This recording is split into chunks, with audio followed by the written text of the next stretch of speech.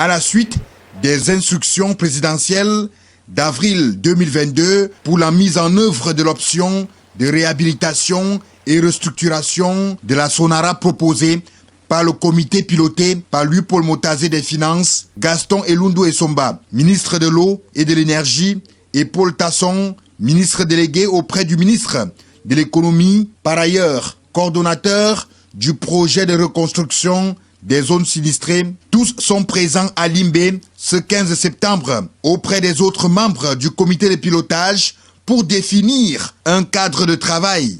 C'est pour retracer le rôle qui est le vôtre, qui est le nôtre à nous tous. Sérieux, abnégation, disponibilité et compétence. J'ai parlé de compétences tout à l'heure parce que nous en aurons besoin.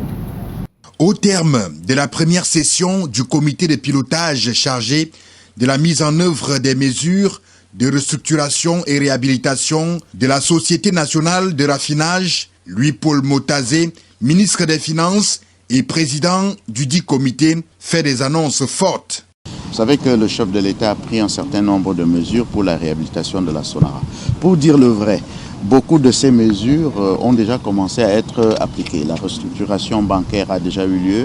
Le ministre des Finances, c'est-à-dire moi-même, je signe en principe la semaine prochaine avec l'un des traders qu'on appelle Vitol, convention de restructuration de sa créance commerciale parce que nous avions une dette commerciale vis-à-vis des traders également pour que la Sonara dispose d'une ligne pour pouvoir rembourser les dettes. Malgré l'incendie survenu le 31 mai 2019, les emplois ont été préservés, y compris les activités, grâce aux mesures du chef de l'État Paul Biya.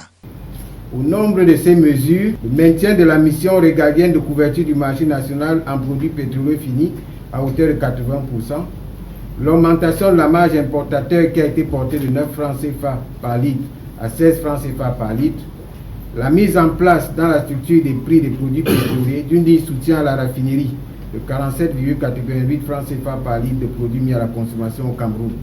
Ces ressources sont essentiellement affectées au remboursement des dettes de la Sonara vis-à-vis des banques et des traders.